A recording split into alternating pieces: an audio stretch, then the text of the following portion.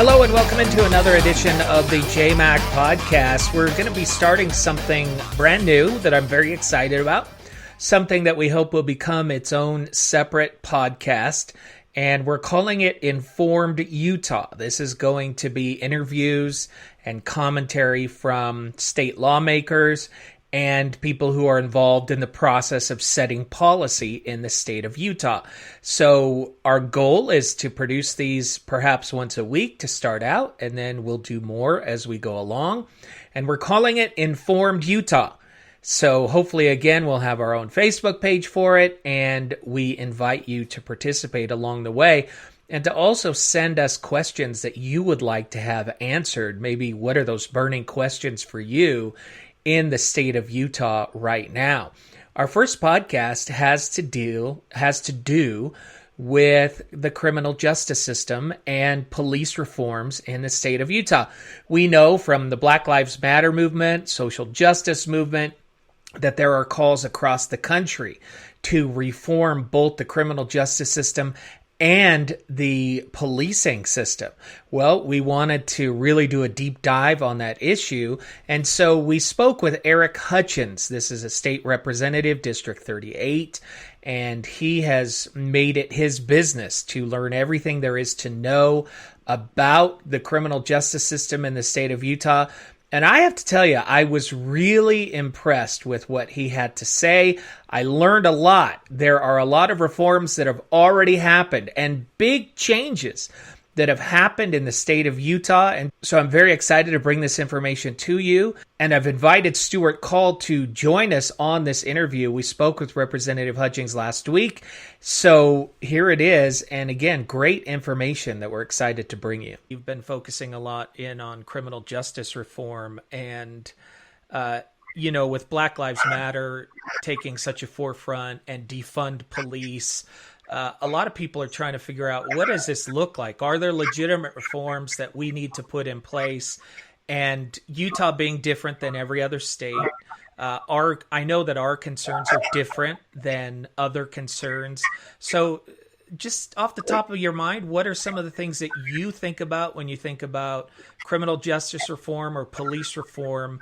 We've got like the perfect opportunity right now with what's happening in the United States for really making an impact. And I know that there's been so much civil unrest going on, and a lot of people are looking at what's happening. But for a guy that was born in LA during the summer of '69, it's not like we haven't been here before. But this time it's different, you guys. This time there's something really special happening. And the difference is the fact that we're actually able to not just talk theoretically about what we're doing and not just talk anecdotally about this story or that story. You guys, we have this massive movement happening inside of the United States for reform and improvement. And the really cool thing about all of that is that we're now backing it up with data that we've never had before, an opportunity that we have never had in the history of our country to be able to go in and look at not just what my experience has been, not just what, maybe a friend of mine or a family member of mine says that this is how the criminal justice system treated them, but actually to go in and look at the system. Everybody's talking about systemic racism and bigotry and things like that. Well, now for the first time ever, for the first time in the history of the world, literally, we can actually go in and take a long, hard look at it. And I am supremely optimistic. Especially, you guys, the optimism comes from the fact that we have seen over the last few years some real changes that have occurred, not just within the state of Utah, but even before all of this happened, even before George Floyd and some of the riots that have occurred and all of that, there was an undercurrent happening that was being driven by really interesting information about how the system works and who's impacted by it. And I think we're on the verge of seeing what is going to be truly, honestly, historic changes in our justice systems around the country. And I'm couldn't be more excited about being a part of it. So give me an example. You talk about data. give me an example of what you're talking about. What type of data were you seeing before that was driving you in this direction?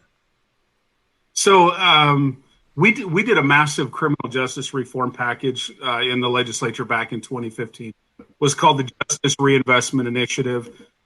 I thought it was super unique. I thought it was something really special, only to find out several other states had already done it, which is fine because they've got their things and we've got ours. But it was fascinating when we started looking at our data. Why were people in jail? Not just the charges, but what actually got them there. And here's what kind of kicked the whole thing off for us. The state of Utah, we didn't even have good data about what was driving our population, not just in the prisons, but in jails. And when we brought in the Pew Charitable Trust, came in, offered to help us do the research, the first thing that we found out is, quite frankly, we didn't know because we didn't track it. It was amazing. We had very, very little information about this massive group of people. And then when we did finally start tracking it, what we found out, and the really interesting thing, Jay, was that when you looked at who went to prison, and the year we started doing the data was in 2013. And when you look at who went to prison that year, a third of them had committed a crime. A third of them were out in the community on probation, which means they hadn't even been sentenced. Their crime either wasn't severe enough or it wasn't a high enough level offense that they were allowed to actually go back into the community on probation, or they were out on parole, which means they had spent some time behind bars, but they had done what they were asked to do to be able to qualify to be released back into the community. So think about this. We now had data that for the first time ever showed 2/3 of the people who went to prison in 2013 did not do it because they committed a crime. And they were not a threat to society. Otherwise, we wouldn't have allowed them back into the community on probation or parole. But when they went out into the community, the environment was impossible for them to be able to make it with the tools that they had, the supports they had, with the treatment that they had, a lot of them for mental health and substance abuse issues. It just didn't exist. So they would go out, they'd be on probation or parole, they would violate, and next thing you know, boom, drop the hammer, into prison they go. And we had never been able to have a conversation like that before. And it was one pie chart that showed a third, and a third.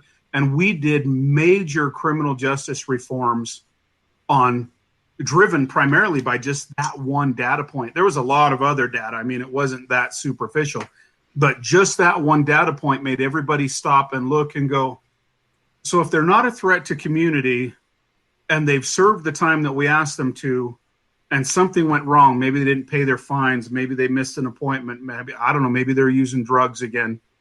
It was those types of things that drove them straight back into prison.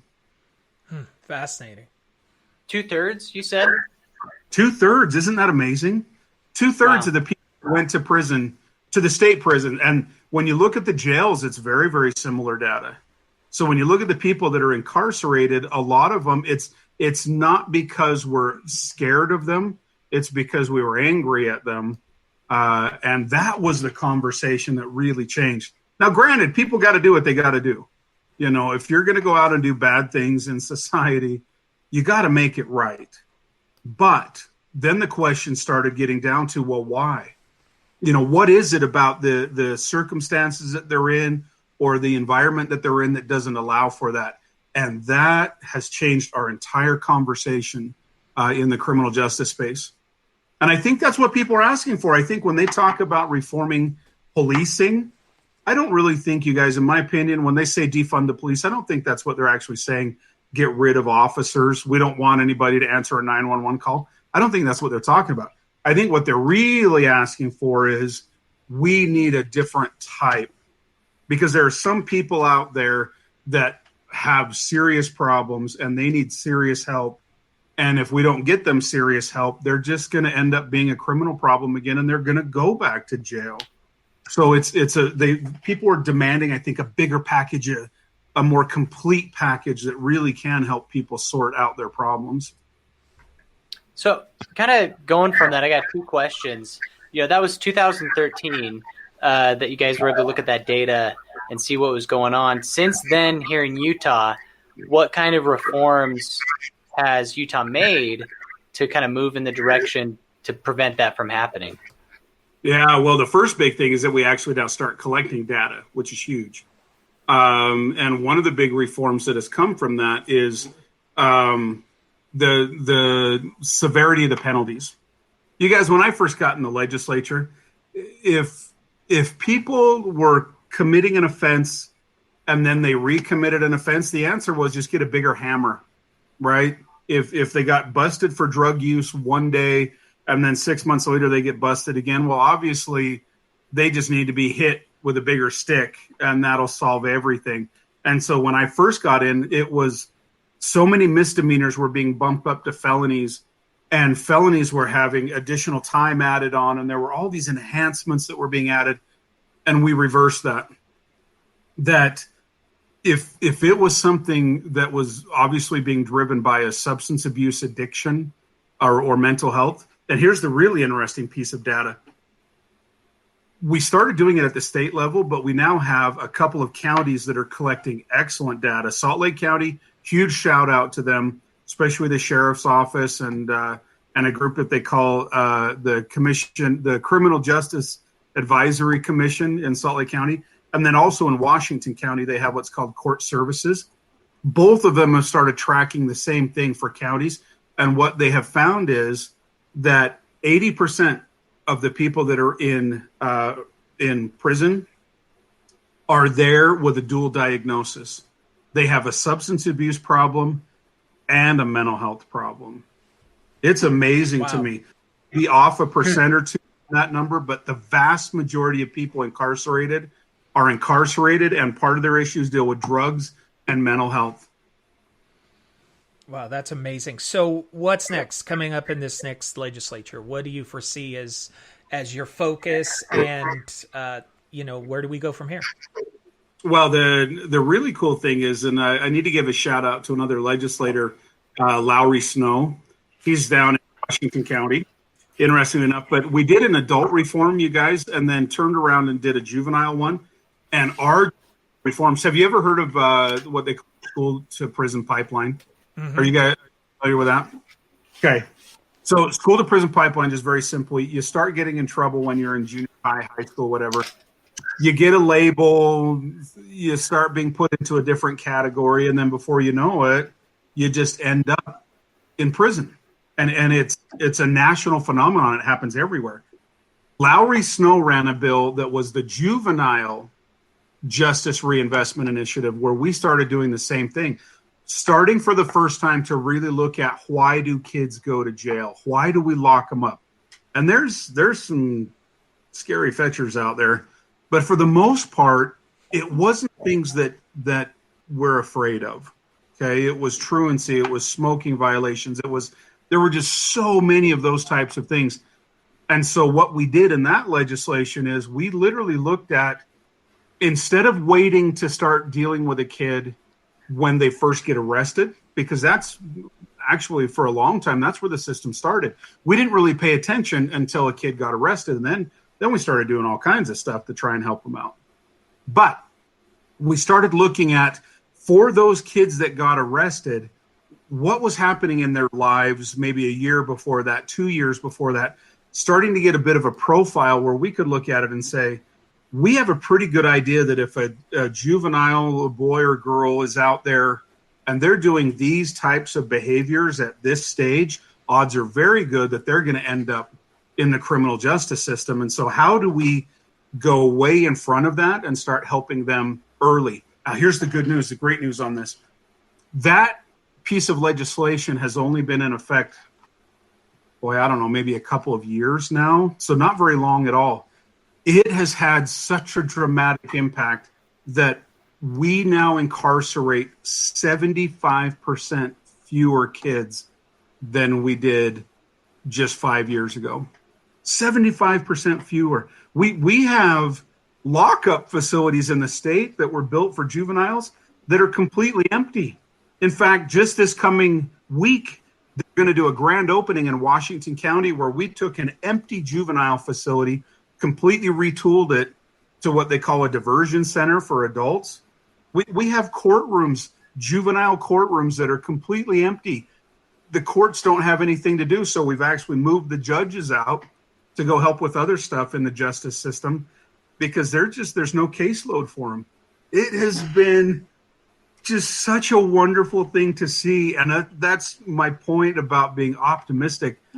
I am convinced that over the course of the next few years, and especially with this undercurrent that we've talked about and with the really big push right now happening for reforms, not just in Utah. Utah is kind of ahead of the game. We're killing it here. We're doing a great job. More can be done, no question about it. But the point is we're engaged and we're looking and we're trying to identify those new things. But I think you're going to see things happen at the national level, honestly, Jay, that I think will shock people because it's no longer anecdotal. It's not, the Eric Hutchings idea of how the world ought to run. It's data driven. There's just real numbers and there's facts behind why we need to make some of these positive changes. I'm super excited about it. Well, I love your enthusiasm, and I love the idea of upstream thinking. And I just read a book called Upstream Thinking and talking about how, we can punish them now, like you said, get a bigger hammer and just keep pounding on the problem, or we can identify what are those moments that happen in their youth, in school, in other places, and then deal with the issues then. And it sounds like you've had a real impact. So I really love that. I know, Stuart, you had a question about opioid addiction and also how the epidemic is changing how we're dealing with that. Yeah, I think it's really interesting. For a few years, we had so much kind of constant discussion about the opioid epidemic and how we're treating and helping people. And then COVID has really kind of just completely changed the narrative to a completely different health crisis. And I was just curious, where are we at with kind of the opioid epidemic? How is Utah doing? I know that there are certain things that are still going on and happening, but since it's not really in the mainstream media as much as it was a year ago, I think most people don't even know where we're at. Yeah, it kind of seems like nothing else is happening in medicine and addiction than COVID, right? And you're absolutely right. Nobody's talking about it. Little good news, little bad news. The good news is for the first time ever, because we're now tracking the data, because we have seen such a direct correlation between mental health, substance abuse, and incarceration. State of Utah got our Medicaid expansion done. And I don't know if you guys are aware of this, but Jay, we actually did a what they call targeted Medicaid expansion, targeted adult Medicaid, specifically for people coming out of incarceration and back into the community, just because it was so obvious that without treatment, it start the egg timer, right? They're going to get out. It'll be hours, maybe days, but you knew for a fact they were going back. And so while we were talking about expanding Medicaid in a larger sense, we got that first targeted one done, and it worked. It really worked, you guys. For the first time, we were addressing that issue.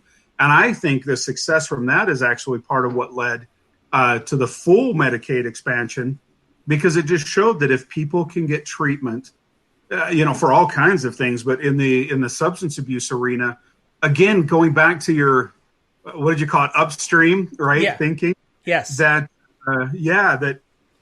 what happens before they get incarcerated? Well, if they're starting to have addictive behaviors and they need treatment, and they're Medicaid eligible, but they don't have any coverage, well, then you're not going to get any treatment. There's only one option. We're going to arrest you, and then we'll provide treatment, right? Then you can get therapy in jail, but we're not going to help you get it before. That's stupid.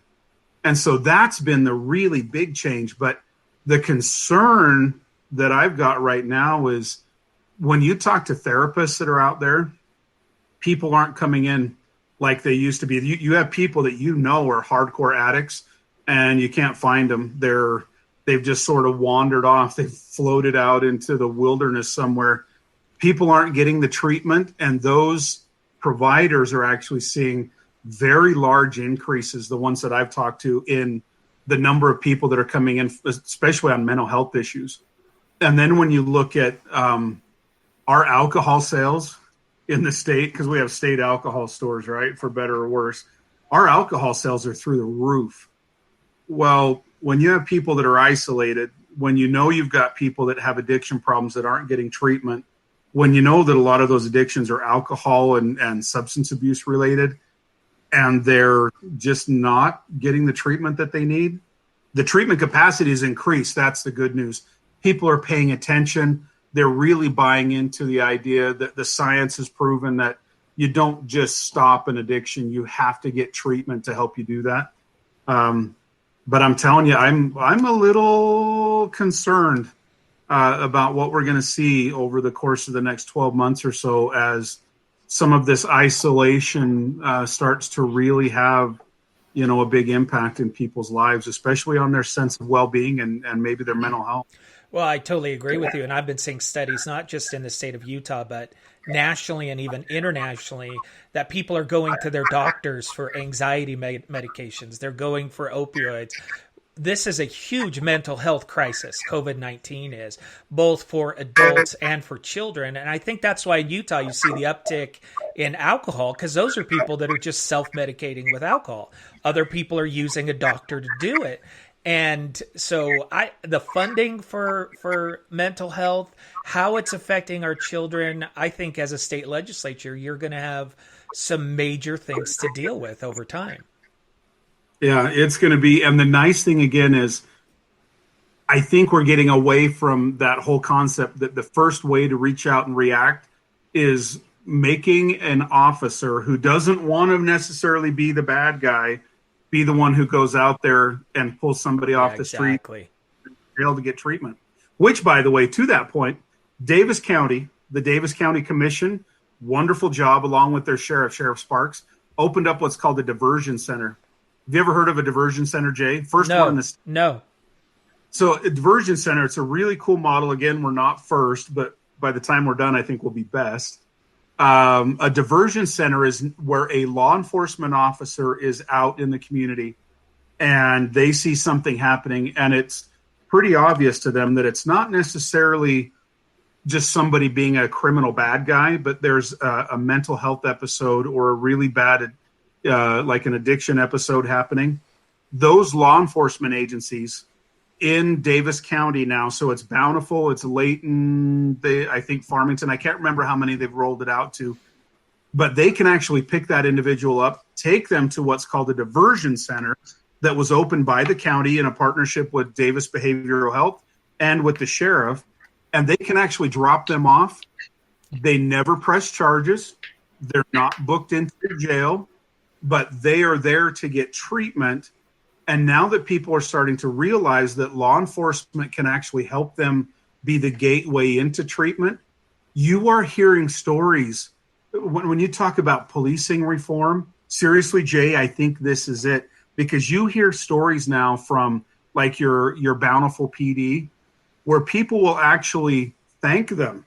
They had a family come in and brought in this big old basket, I guess, from Kneaders or something, that to thank the officer for picking their kid up and taking him to this center because they believe it saved his life. They think he was going to commit suicide. I love that. Cop is the hero. And think about it. How many families do you think have been out there? They're like, I'm not calling 911 because if the cops show up, right now all of a sudden I'm getting my kid in trouble or I'm getting my spouse in trouble or whatever. And we're changing that. It's the one that they opened in Davis, very successful already, and it's only been open a few months. They're opening one in Washington County and having conversations about trying to get one started up in Salt Lake County right away. So that, again, so law enforcement can be the good guys. They want to be the good guys. They want to help. They don't want to always roll up and have people freak out that they're there. They like being the good guys. So anyway, I'm super excited about where I think those can go. And by the way, we've already done a similar thing, a diversion center. So I think your listeners need to know this one. I think this can be very helpful. So Jay, when we did the juvenile reform, we actually opened a diversion center like that in Weber County. Entirely different. It's a one-stop shop. It's open every day of the year, 24 hours a day. And law enforcement can bring kids in, or a parent can come in. A parent can come with their kid. A parent can come on their own. A kid could walk in, just knock on the front door and say, I ran away from home. I don't know where to go. I don't know what to do. Or you have a parent that comes in and says, man, you got to help me out because, if I don't do something with little Billy, either, little Billy's going to kill somebody or I'm going to kill little Billy. I got to have some, right? Yeah. And there's no criminality involved in it anymore. There's no criminality. And the beautiful thing, so follow this. Now, if you have a student at a school in Weber County, the school district can actually call up because it's a partnership with Weber County Behavioral Health. The school can call up. So my wife is a high school principal. And every once in a while, you'll get a kid that just scares them. They're not bad kids. They're just like, you know what, I'm done. I'm not going to be here tomorrow. And when you figure out what they really mean by that, all of a sudden the teachers are freaking out. The administration's freaking out. What do I do? They can now call that same center. And so we're helping the families. We're helping the kids. We're helping the schools, the teachers, the principals. They now have this one-stop shop where you can just go and say, please help me. And it doesn't have to have anything to do with the criminal justice system. It's radically different. And we now have Weber has one. Tooele County has one. Washington County is working on one. And Davis County will have one operational this next week. That is awesome. The interesting thing is, here's the really cool part. We're actually paying to put those in place by the savings we've experienced, you guys, from closing down our lockup facilities because we don't have any kids to put in behind bars anymore. And so we're taking the money we saved on that and opening up these other facilities. It's been awesome. So this is just my own personal curiosity, but at what point would something like that become criminal, right? We've got these diversion facilities. It's a great way to avoid that really confrontational kind of initial contact, especially for people who need treatment and not, jail time. But at what point does somebody kind of cross that line? Like, when does that become an issue that would go a more traditional kind of legal route? Yeah, no, that's a great question. People ask that all the time. You hurt somebody, it's not a question. It's not an option. You destroy things. So if you're out there breaking into cars, sorry, not an option. It's very much driven around the mental health environment and the substance abuse environment. But shockingly, that is a huge percentage of our incarcerated population. But if you're out there actually causing harm, you break into a store and you're stealing stuff, you will unfortunately go the traditional criminal justice route.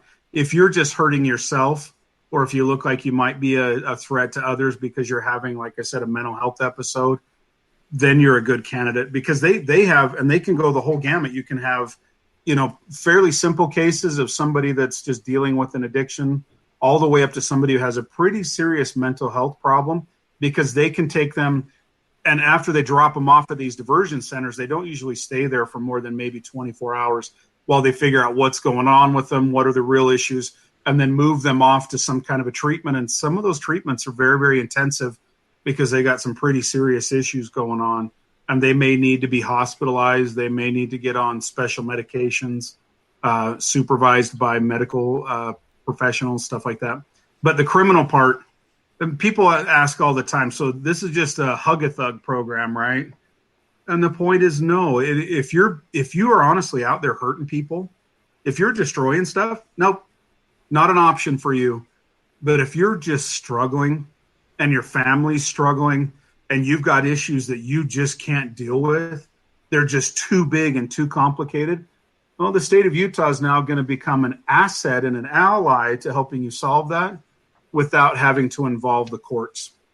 It's a wonderful new change. And the only reason that we got it done, from what I had said before, is because now we have data that backs up the fact that so many of these people are not out there because they're hardcore criminals. They're out there because they've got a life situation that they just cannot control and don't have the resources to manage on their own. And then if we can get them back into the system in a different way, we can give them that support. It makes the community safer. It makes the family safer. Domestic violence issues go down. Another point, by the way, that we're all a little bit nervous about is domestic violence has seen an unfortunate uptick. Yeah, quite an increase. Scary increase. Yeah. I think that's fantastic. I can only imagine, 10 years, and probably even shorter down the road, the number of people who will have gone through that, the diversion process. And I know for many people who have, criminal offenses on their record, it can make it difficult for licensure, for different professions, and for kind of those kinds of things. You've worked on expungement for a little bit. Can you tell us a little bit about where Utah seems to have some pretty liberal, in a good way, pretty positive expungement kind of processes? Yeah, you never really know where your allies are going to come from, huh? And Utah has led out to such an extent in this space. There's an organization called the National Conference of State Legislatures, NCSL. I've been the chair of their Law, Public Safety, and Criminal Justice Committee for the last couple of years. But over the last several years, I've been on several committees related to law enforcement and criminal reform, just because of how well Utah's done. Traveled all over the country, but it's kind of interesting. And I'll be honest with you, I walk in, pasty white guy, right? I'm middle class. I'm a Republican. I have a college degree. I'm Mormon. I'm heterosexual. To a lot of people, that's just the personification of evil right there, right? They can't imagine that somebody with that kind of a pedigree would even think about criminal reform. But the state of Utah, I think it's all about second chance. And to the state's credit, and seriously, you guys, so have you ever heard of the term ban the box? Are you guys familiar with that? No. So when you go for an employment, they're Oh, I know what you're talking about. The box that asks if you're a convicted criminal. Okay. Yeah.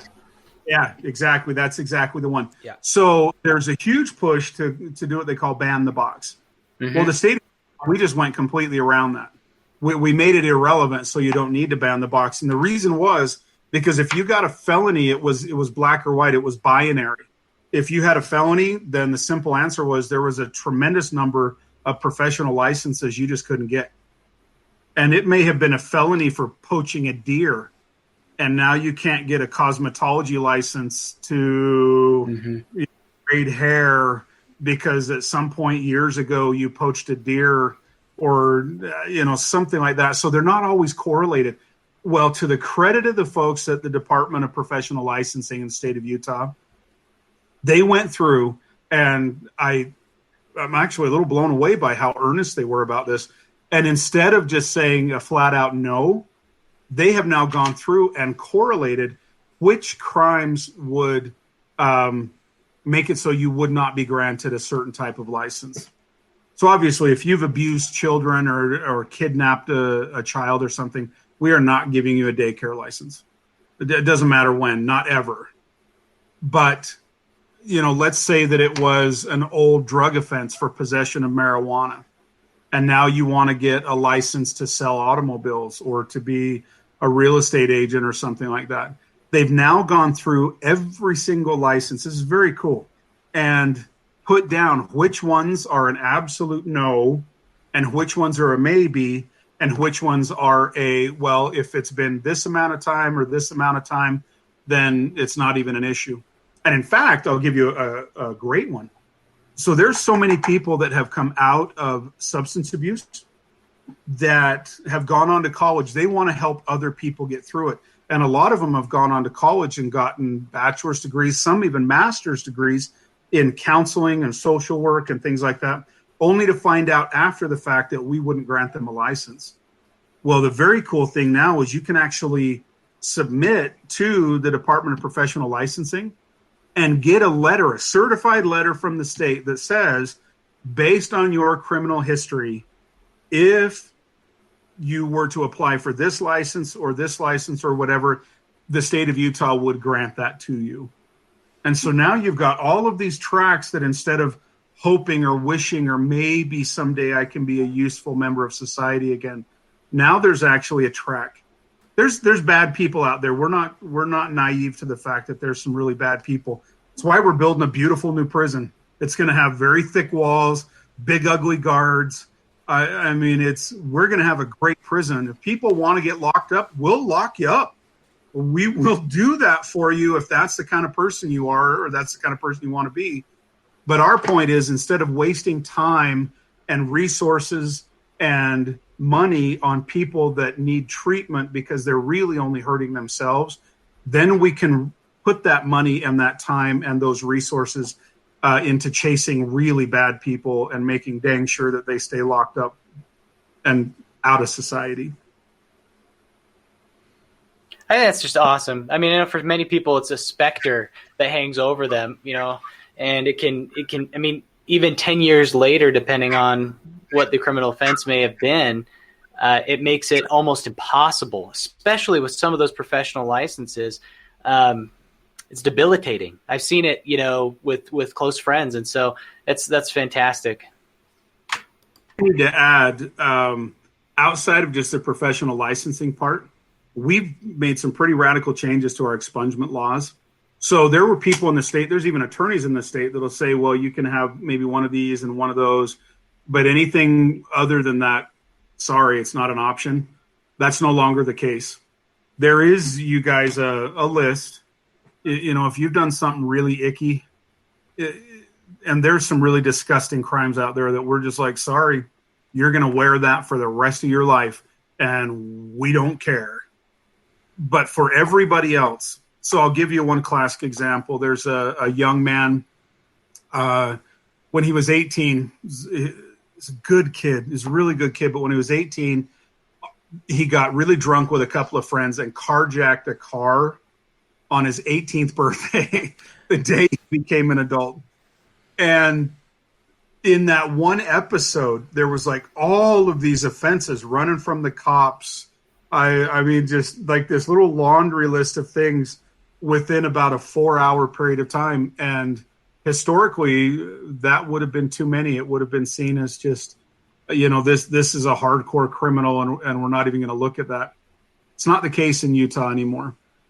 Pretty much everybody can have a shot at getting their record expunged in Utah now. Most offenses, most misdemeanors can be expunged after 5 years. Most felonies can be expunged after 7 after you get off paper. You got to pay your fines. You got to pay your restitution. You got to do your part. You have to prove that, you want to get back on the right track. But even if it's weird, your listeners really need to know that even if you have a loved one, maybe even yourself, that your criminal history is a little complicated, let's say, that there's still a very good chance that you can get that worked off, either through BCI, the Bureau of Criminal Identification, which is where you start. You have to start there. But if you get denied from them, then there's still an option to go to the Board of Pardons for the complicated stuff. And Utah is way out there in front of most of the nation on providing that. And again, this isn't hug a thug. I want to be so clear about that. The data just shows that if you stay on track and you've got a job and you're paying your restitution and you've done everything you've been asked to do, over that period of time, stats show, it goes back to the data. If you're going to screw up, if you've got a felony, you're not going to be able to fake it for 7 years. You'll screw up again in between. We'll catch you again, and the clock will start over. But if you really honestly just did make a mistake and you're trying to get your life back, you go that period of time doing everything that you've been asked to do, you're no more likely to commit another crime than any other person in society. The science is very, very clear behind it. And so why not give people a shot? If they've proven it and they've done the work, why not give them a shot? They screw up again. Like I said, we got brand new prison. Use it.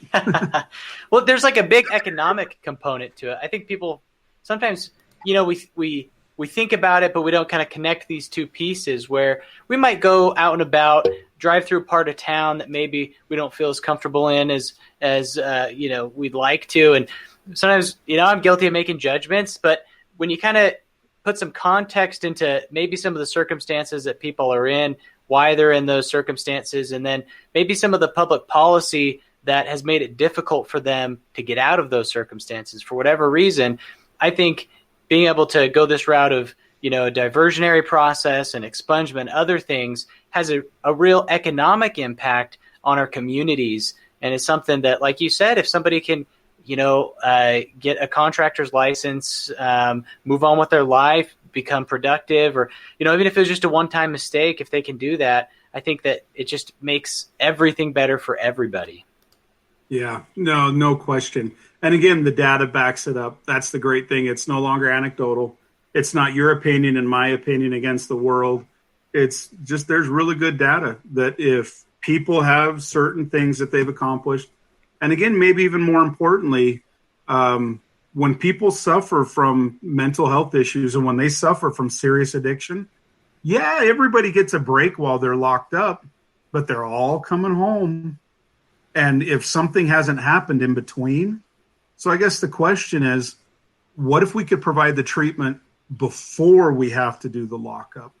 And maybe not even instead, because some people, if you hurt people, if you create problems, sorry, especially domestic violence, things like that, if you're a mean drunk, sorry, you're going to spend some time behind bars. But what if we actually provide the treatment, not just behind the bars, but what if we move some of that out and help that same person to get treatment when they are in the community? And to your point about economics, but man, for kids, for spouses, for extended family, for people in the neighborhood to just have somebody, and people do it all the time. I mean, when does somebody get to a point where they really have turned their life around and they're ready to get off of that merry-go-round? Who knows? Some people think they're ready now and only find out, no, not yet. But the point is, every single day, there are good people that figure it out, and we need to have an off-ramp. So when people really do get it together, that they can get off. And then we just need to keep that cycle going. So, it may take some people years before they're out of incarceration, before they can get, themselves sorted out. For some people, maybe that first offense was enough to really wake them up. And for a lot of people, it is. So I know Jay asked this a little bit earlier, and we kind of talked about it, but this upcoming legislative session, what do you kind of see as being some of the top criminal justice, mental health and addiction kind of issues that you think we're going to tackle? Yeah, so this upcoming session, you guys, is very much about extending the work that Utah's already done in trying to do criminal reforms, but getting really, really focused in on police brutality and minority disparities. We're going to have some tremendous successes, I think, based off of that. And those aren't easy questions. A decade ago, I don't even know if it was possible because we just don't have data. And I'll tell you, this is one of the interesting places where figuring out how to get it right gets a little complicated, because on one side, you have people saying when someone gets arrested and when they're going through the criminal process, we don't want race to be part of that. It needs to be unbiased, unbigoted. It needs to be neutral for everybody, regardless of your race. So there's a lot of places in the state when somebody gets arrested, we have no idea what race they are. But we don't track it intentionally because we don't want to have that bias the process, right? Well, then the problem is you turn around and go back and try and figure out racial disparity in incarceration and in lockup times. And you're like, I don't know how we figure it out. Are they Hispanic? Are they white? Are they African-American? I don't know, because we don't track it. So there's going to be, I think, two parts to it. using what we do have and then doing a much, much better job of figuring out an appropriate way to be able to sort out all the rest of the parts and pieces that we need to be able to continue to do a better job of identifying what those next steps, those next reforms need to look like. So we don't really track that right now. Not consistently enough to really draw some conclusions. And it's not because we don't care. It's because we do care. And people a few years ago made a very aggressive argument, get race out of the process. Mm-hmm. All right, race is out. Well, now we want to go research race. Uh-oh, we don't have any data around it. And so now we're just going to have to try and sort it out based off of surveys or, I don't know, we'll find a way to get into it. But again, going back to it, here's one of the thoughts that I think we can get really good at. And one of the places where I think Utah can excel, just like with the juveniles, there comes a certain point in a person's life where you look at it and you realize if we only start this conversation when they get arrested, some bad things have already happened. Are there things that we can start to identify where we can say, look, if a person is doing this kind of behavior and this kind of behavior, odds are pretty good that in very short order, they're going to get arrested. We're going to end up locking them up. And what can we do there? Things like education, intergenerational poverty, helping people to get vocational skills. I'm a huge fan of the trades and of people getting just traditional vocational skills. In high school, I learned to weld. I'm a pretty good welder. And I made a pretty good living working my way through college as a welder. I don't work as a welder anymore, but I've always got that as a fallback if I ever needed it. But so many people, and think about this, when you get out of high school, you've been there 12 years in school, right? But your high school diploma qualifies you to do what? Make minimum wage? Yeah. Nothing. Literally, I took 4 years of electronics in high school, and while it got me a scholarship, which was kind of awesome, I had no certificates. If I had stopped at that point after 4 years of training, there was no job description that I was qualified for. And I go out and I work in fast food or something like that. You don't support a family. And then why in the world do people get into things like drugs and other criminal behavior? Well, you don't live on minimum wage. You can't. And if the only training you've ever had is minimum wage training, you're screwed. And so I think a big part of helping people get through these challenges is, number one, really focusing on mental health.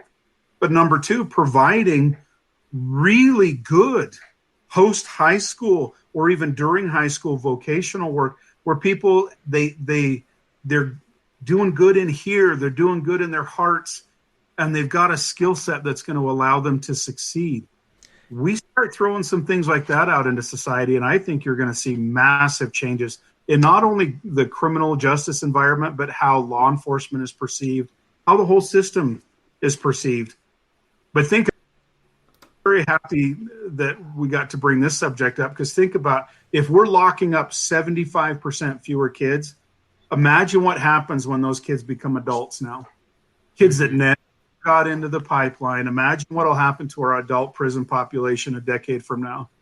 It's cool. Yeah, this is one of my real hot button issues. The fact that my kids were all raised to think that there's only one path, and that path is through college. And every one of my kids said, "Are you out of your mind?" And they went in different directions. But my one daughter, while we lived in Texas, they had a pilot program going on where you could graduate as a cosmetologist. The day you get out of high school, you have a career. And I just think that this whole idea that there's only one way to go is such nonsense. You should be able to get out of high school with a trade or become a journeyman or something like that. And I think, as you've pointed out, that would go a long way to setting people on the right path and keeping them out of the criminal justice system entirely. Oh, yeah. And look at all the other issues. Alcoholism, you name it. Number one cause of divorce is financial, right?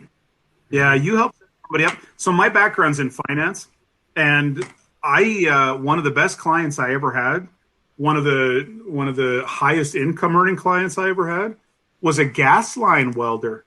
Had never spent a day in college, but he worked out. His wife was his helper. He owned his own truck, and he welded natural gas pipelines and oil pipelines.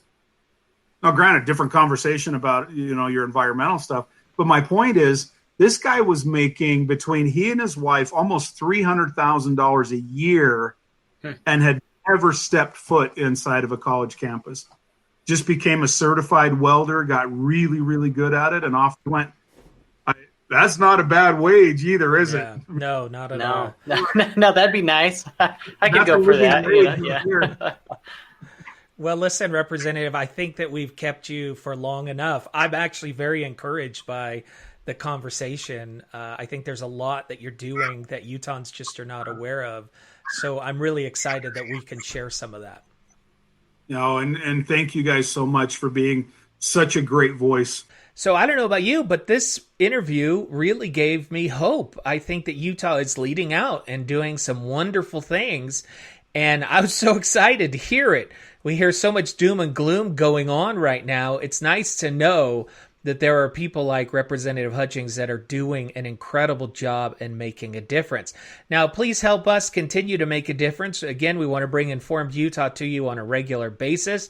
To do that, we need your support. So please take a picture of that QR code that you can see on the screen, or click in the description of this podcast and become a monthly donor or a one-time donation, whatever you can do. Also, please help us spread the word. Like, share, and let everybody know what we're doing. So again, thank you for joining us again on this first edition of Informed Utah.